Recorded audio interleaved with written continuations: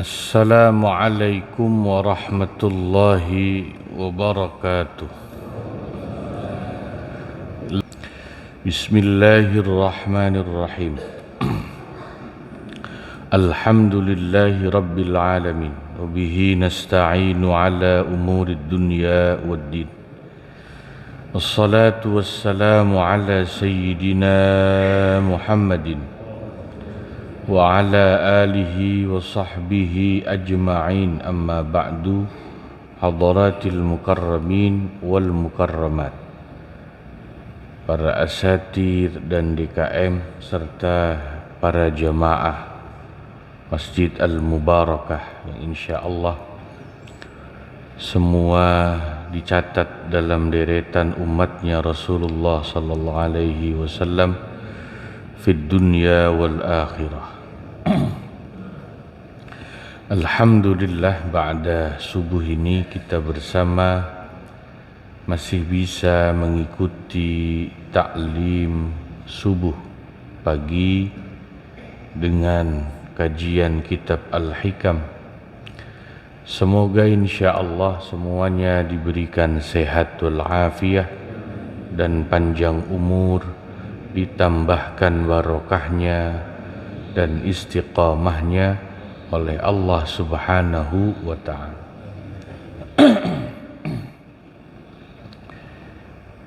Kita insyaallah lanjutkan membaca kalam hikmah berikutnya dari kitab Al-Hikam ini. Bismillahirrahmanirrahim.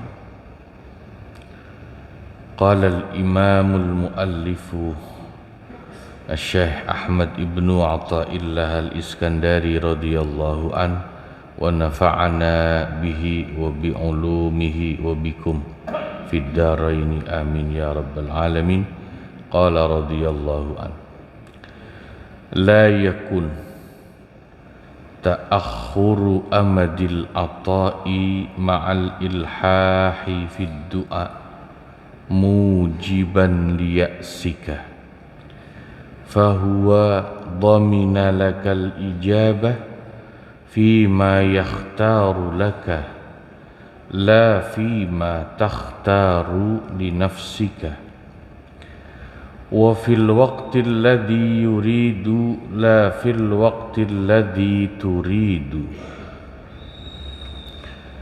La yakun, janganlah ada, ta'akhuru amadil ata'i, terlambatnya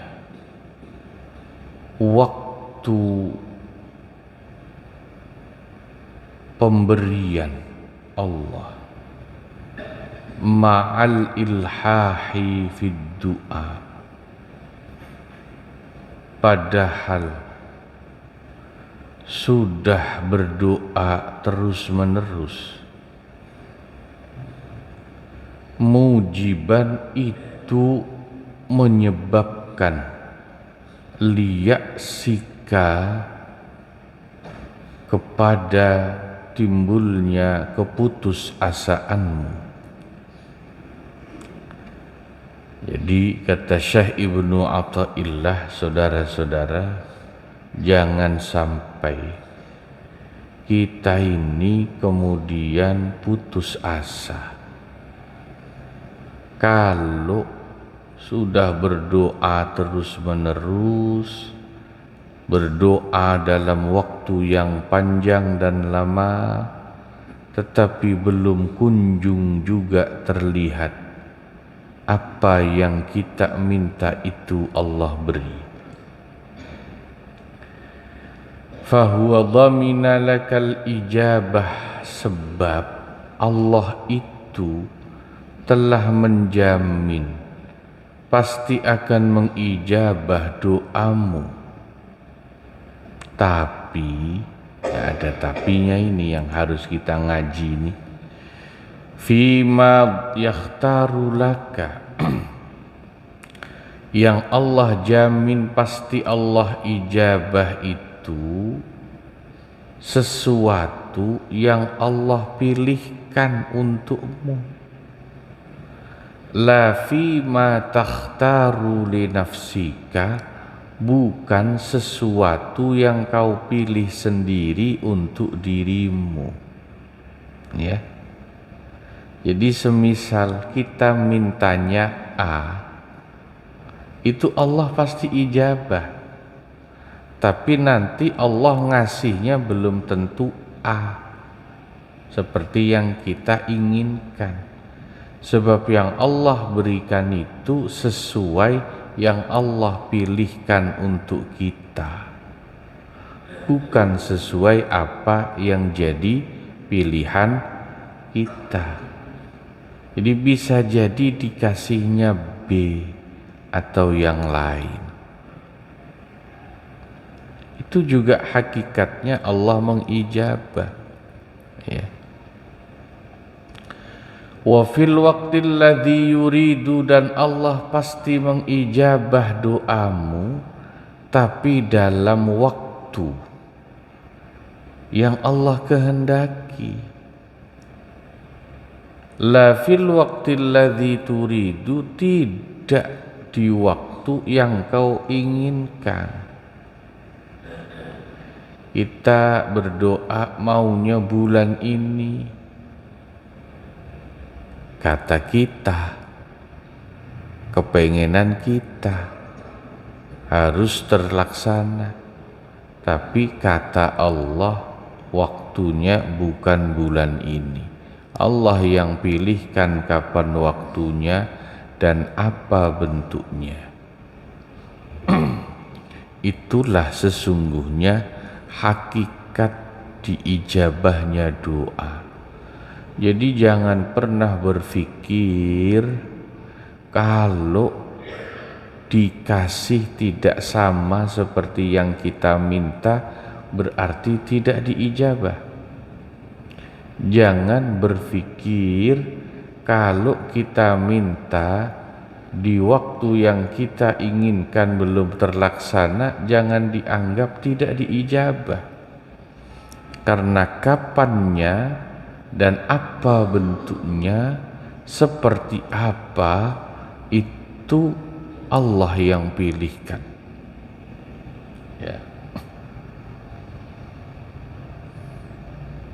Nah, itu jangan kemudian menjadikan orang putus harapan karena menganggap tidak diijabah. Putus asa itu termasuk salah satu sifat yang tercela dan buruk, saudara-saudara. Ya, yang Allah perintahkan kan pasrah dan tawakal, ya. Berdoa, berikhtiar atau berusaha, dan tawakal, pasrah. Cuman kadang-kadang sering kita dengar orang ngomong pasrah tapi sebetulnya dia putus asa. Nih bedanya sama pasrah sama putus asa kadang-kadang samar nih, tipis.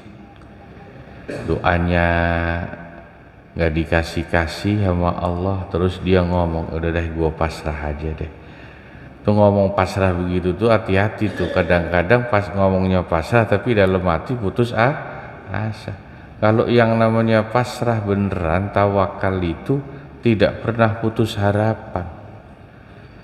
Tapi kalau ngomongnya udah gua pasrah aja dah sama Allah, tapi dalam hati udah gak ada harapan, itu namanya bukan pasrah.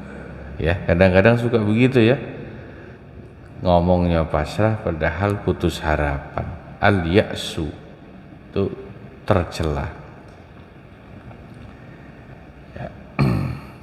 Di dalam Al-Quran, saudara-saudara, ada satu ayat yang penting untuk kita baca, kita kaji dan renungkan.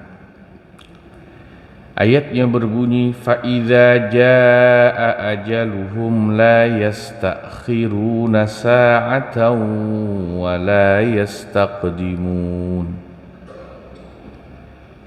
فَإِذَا جَاءَ أَجَلُهُمْ, maka apabila telah datang ajal mereka. Ajal mereka, ajal itu waktu,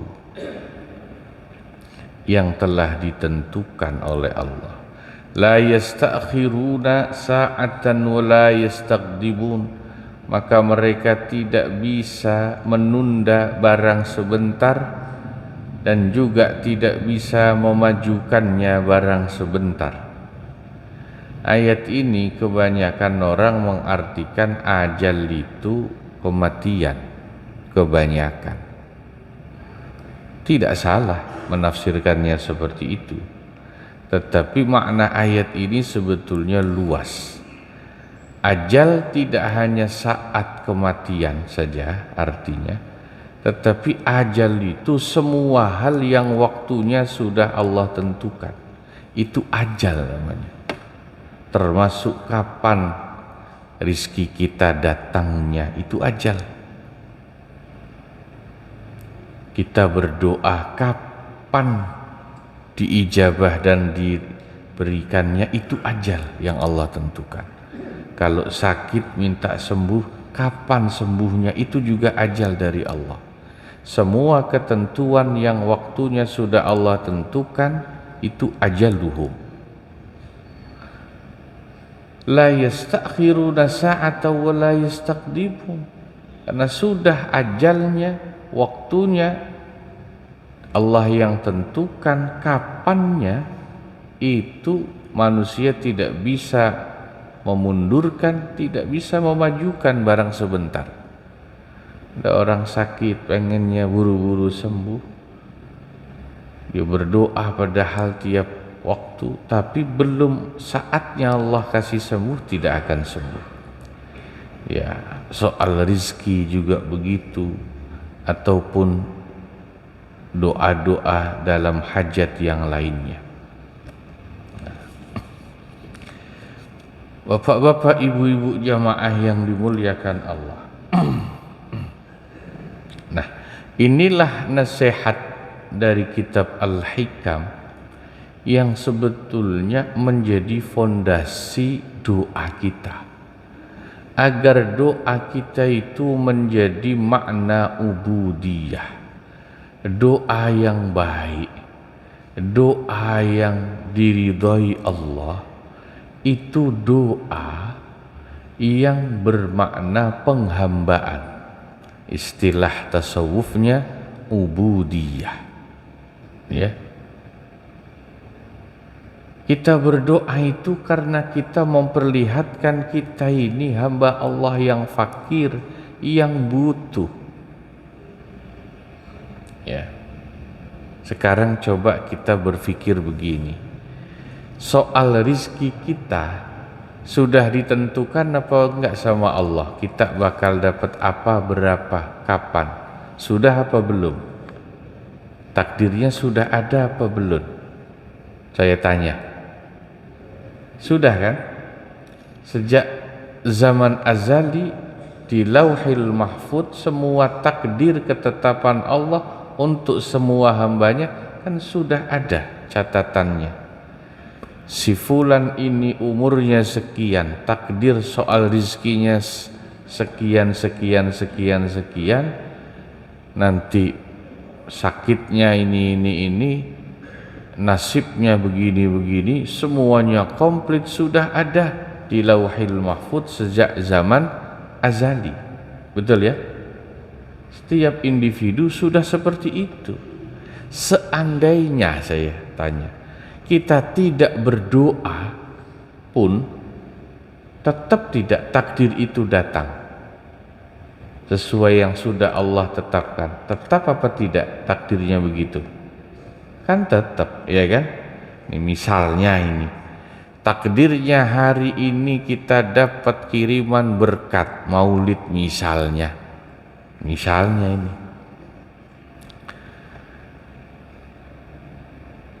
Takdirnya kita dapat kiriman berkat maulid hari ini, meskipun kita nggak datang maulid, tetap dianterin, itu takdirnya. Andai kata kita tidak berdoa, tetap dapat nggak berkat itu? Tetap dapat nggak? Tetap. Andai kata takdir kita hari ini dapat rizki uang sekian, Meskipun kita tidak berdoa, tetap gak duit itu nyampe? Tetap kan? Lalu pertanyaannya, untuk apa kita berdoa? Nah, ini harus dijawab. Buat apa kita berdoa? Kalau apa yang sudah Allah tentukan, qada qadarnya pasti terjadi kepada kita, lalu buat apa berdoa? Tidak berdoa pun tetap. Ini pertanyaan mendasar. Maka jawabannya, doa kita itu bukan untuk merubah takdir, tetapi bentuk penghambaan kita kepada Allah, ubudiyah kita. Itu bukti bahwa kita ini hamba yang fakir, dhaif, yang selalu butuh kepada Allah. Sebagai hamba, itulah sifat yang melekat pada diri kita untuk selalu berdoa. Alimun bi sya'ni kulli abdin fayahkumu wa adlun bi hukmihi fala syai'u a'dalu. Alimun bi sya'ni kulli abdin, Allah itu maha tahu dengan semua keadaan hambanya. Si fulan butuhnya apa, semua enggak perlu ngomong, enggak perlu minta, Allah tahu. Saya butuhnya ini, Anda butuhnya itu, semuanya Allah tahu. Fayahkumu, lalu Allah pun menetapkan hukumnya untuk hamba-hambanya. Wa adlun bihukmihi, dan Allah yang paling adil dalam hukumnya. Fala syai'u a'dalu, tidak ada satupun yang lebih adil daripada Allah. Walakinna wasfal abdi ajzun wa faqatun idza dhaqa yabki kas-saghiri wa yas'alu. Akan tetapi sudah menjadi sifat seorang hamba, sifat yang melekat pada diri manusia. Apa itu? Ajzun wa faqatun, lemah dan selalu butuh kepada Allah. Maka idza dhaqa yabki, apabila manusia itu merasa sempit sedikit, merasa susah sedikit saja, yabki kas-saghiri wa yas'alu, dia pasti akan berdoa, meminta, bahkan menangis dalam doanya, seperti anak kecil merengek meminta kepada orang tuanya. Nah, inilah hakikat doa itu, seperti itu. Jadi jangan dianggap kalau gara-gara saya doa nih rezeki saya lancar. Bukan begitu. Rezeki Anda banyak, emang Allah menetapkan rezeki Anda banyak. Kalau Anda bilang gara-gara saya rajin tahajud nih, wiridan nih, rezeki usaha lancar, itu sombong namanya. Seakan-akan yang menentukan rezeki kita, usaha kita lancar, itu wiridan kita, doa kita, itu sombong namanya. Bukan begitu. Justru kita berdoa ini karena kita adalah hamba yang selalu butuh dan fakir kepada Allah Subhanahu wa ta'ala. Maka cepat dan lambatnya doa itu diijabah. Bukan ukuran doa mustajab seseorang itu dilihat dari cepat dan lamanya. Kalau ke Kiai Ono didoain cepet Pak, kalau Kiai Ono ngedoain suka lama, berarti yang Ono manjur, yang Ono enggak. Bukan itu ukuran mustajab. Karena sudah dijelaskan tadi, soal waktunya kapan, itu hak prerogatif Allah. Allah yang pilihkan waktunya. Bayangkan saja Nabi Musa alaihi salam itu ketika melawan kezaliman Fir'aun, beliau itu sabar harus nunggu 40 tahun dimusuhi, dizalimi Fir'aun. Beliau sudah berdoa sama Allah supaya Fir'aun itu diazab. Itu nunggunya Fir'aun diazab, ditenggelamkan di Laut Merah, itu 40 tahun. Nabi Musa sampaian baru 40 hari sudah nggak sabar. Udah tahajud 40 malam kagak dikasih-kasih sama Allah. Belum ada apa-apanya. Nabi Musa 40 tahun baru diijabah. Fir'aun diazab. Berarti nggak mustajab dong. Mustajab, masa Nabi nggak mustajab? Tapi waktunya Allah yang pilih, ya. Nabi Zakaria alaihi salam itu berdoa puluhan tahun pengen dikasih anak sama Allah. Baru dikasih anak itu umurnya 80 tahun lebih, ya, nunggunya, ya Allah. Dan beliau tetap sabar. Sampean jangan 80 tahun Pak, ya. Udah umur 40 tahun belum punya anak aja, saya kira nggak sabar sampean. Mendingan gua kawin lagi aja dah, ya. Gitu kan pasti, ya. Jadi contoh-contohnya dalam Al-Quran sudah banyak. Soal para nabi, doanya diijabah tapi waktunya panjang, lama. Dan mereka semua sabar dalam doanya, tidak putus asa, terus berdoa. Itulah yang sering dikatakan dalam hadis Nabi Muhammad sallallahu alaihi wasallam, ketika hambanya yang beriman, hambanya yang saleh berdoa dalam waktu yang lama belum juga Allah kasih, malaikat Jibril nanya, ya Allah, itu si fulan kan orangnya baik ya Allah, ibadahnya, akhlaknya baik, tiap malam dia berdoa, kau tidak kasih-kasih ya Allah. Apa kata Allah? Da'ahu, biarin aja Jibril, aku masih seneng dengar suara rintihannya berdoa. Sengaja enggak aku kasih sekarang karena aku seneng dengar dia berdoa. Begitu kan? Pernah dengar kan hadis itu? Sebaliknya, hati-hati Pak. Ada juga dalam hadis dikatakan orang yang ibadahnya malas, akhlaknya jelek, dosa dan maksiatnya banyak, berdoa langsung dikasih sama Allah, ya. Ternyata itu orang yang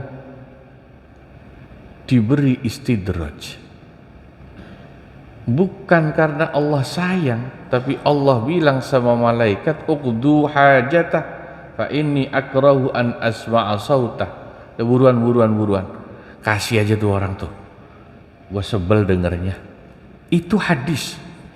Insya Allah, bayangin, Anda jangan seneng dulu kalau dosa saya Anda banyak, maksiat banyak, ibadah sedikit, sekali minta langsung dikasih. Jangan bangga, apalagi sombong, nih gua nih disayang sama Allah nih, baru berdoa sekali langsung kabul. Oh, nggak taunya bukan disayang, istidraj. Ternyata Allah ngasihnya karena Allah sebel dengar suara kita. Udah kasih, gua bosen dengarnya. Udah bahas. Itu bahasa kitanya begitu. Uqdu hajatah fa inni akra'u an asma'u sautah. Na'udzubillah min dzalik.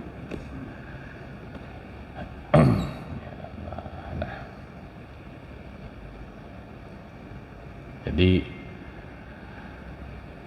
doa hamba dijamin Allah ijabah karena Al-Quran dan hadisnya banyak menjelaskan jaminan ijabah itu pasti, garansi. ud'uni astajib lakum. Tapi ya itu tadi, waktunya kapan, bentuknya apa, itu mutlak terserah Allah.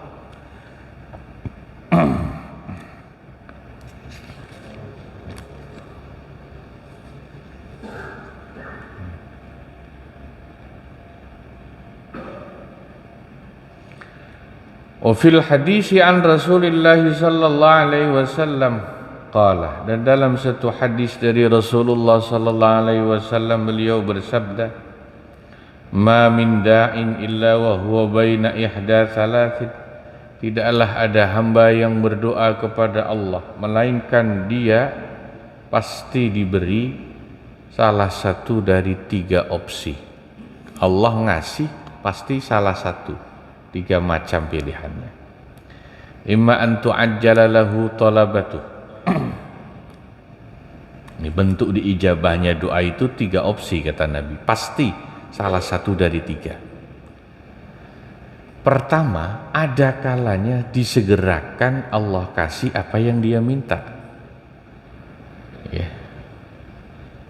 Minta duit banyak. Ya, ini umumnya doa kita kan gitu ya. Minta duit yang banyak, Allah kasih duit banyak. Nah, ini opsi yang ya rata-rata semua orang mintanya begitu, apa yang diminta dikasih kan gitu. Yang kedua, wa imma ayyuddakhara lahu thawabuha. Opsi kedua, Allah simpan kan untuknya pahala doanya untuk di akhirat nanti. Berarti enggak Allah kasih di dunia apa yang dia minta. Dari muda sampai tua minta jadi orang kaya, enggak kaya-kaya Pak. Ada orang yang begitu. Sampai mati, enggak mati, sampai mati enggak kaya-kaya.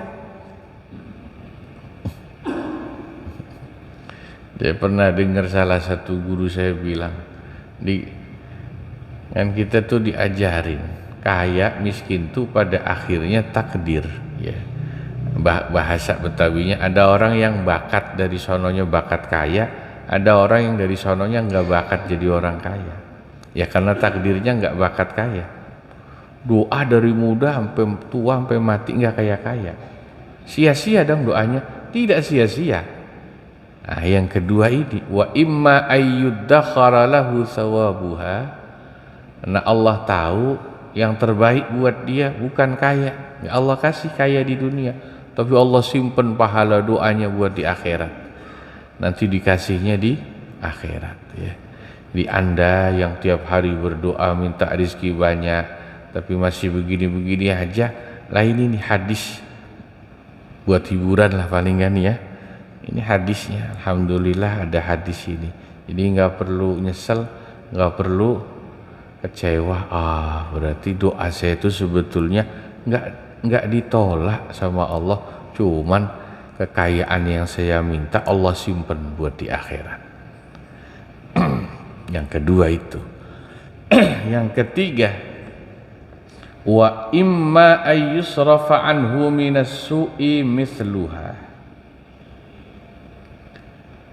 Tidak dikasih apa yang dia minta di dunia, nggak disimpan juga buat di akhirat, tapi diberikan dalam bentuk dijauhkan dari keburukan yang sebanding dengan apa yang dia minta dalam doanya. Diberikan di dunia dalam bentuk yang lain, dalam bentuk yang lain. Ya. Kakek saya, ayah dari ayah saya, ya, ayah saya asli orang Pekalongan, namanya almarhum Simbah Kiai Yusuf. Kalau ayah saya kan Kiai Muqarrabin, makanya belakangnya Muqarrabin Yusuf, M singkatannya MY. Jadi kalau Kiai Zulfa biasanya belakangnya suka ditulis MY gitu ya. Itu singkatan nama ayah dan kakek, Muqarrabin Yusuf. Muqarrabin itu ayah saya, Yusuf itu kakek saya. Kakek saya itu ya keluarga santri, keturunan kiai juga. Itu ya karena, dan rata-rata di sana keluarga itu kalau enggak jadi kiai, jadi pengusaha batik. Karena Pekalongan itu home industri batik. Jadi banyak saudara-saudara kakek saya yang jadi pengusaha batik kaya. Kakek saya itu dari kecil cita-cita aja pengen kaya. Pengen kayak saudara-saudaranya jadi pengusaha batik. Sehingga kalau datang ke tempat kiai kemana-mana pasti minta doa, wiridan, ijazah supaya kaya. Tapi alhamdulillah sampai mati nggak kaya kakek saya itu. Rumahnya gubuk, cuman punya sawah sepetak. Puasa sunnahnya rajin, tiap malam hampir tahajud, baca sholawat, baca zikirnya rajin. Panjang kalau zikir, doa, puasa, macam-macam. Nggak kaya-kaya Pak sampai mati. Pernah saya sempat dengar waktu kecil saya itu ya, nah kakek saya meninggal masih saya SD. Saya dari umur 2 tahun itu sudah tinggal di Pekalongan, jadi tahu kakek saya. Kakek saya itu ya, puasa sunnahnya, tirakat riyadhahnya, wiridnya, tahajudnya rajin. Kok nggak kaya-kaya, beliau ya akhirnya sempat nyeletuk, memang saya ini nggak bakat kaya katanya gitu. Riyadhah, doa, zikir, doa apa saja sudah diamalkan. Puasanya juga hampir tiap hari, tapi nggak kaya, memang nggak bakat kaya kata kakek saya. Tapi kemudian saya memahami hadis ini, melihatnya alhamdulillahnya anak-anaknya semuanya bisa ngaji ya, sampai cucu-cucunya ya dimudahkan sama Allah jadi orang yang tafaqquh fiddin. Oh mungkin itu cara Allah mengijabah doanya kakek saya dulu. Anak-anaknya semuanya alhamdulillah mesantren, bisa ngaji, sampai cucu-cucunya ya dimudahkan bisa ngaji, ngerti agama. Nah ini mungkin ya yang saya lihat langsung bagaimana Allah ya, mengijabah bentuk Allah mengijabah kasusnya untuk kakek saya dan keluarganya. Jadi bisa jadi di antara kita yang hadir minta rezeki yang banyak, kaya, tapi tidak kaya-kaya, jangan putus asa. Bisa jadi Allah nanti berikannya dalam bentuk yang lebih baik. Sampaiannya tidak kaya, tapi anak cucu Anda diangkat derajatnya oleh Allah.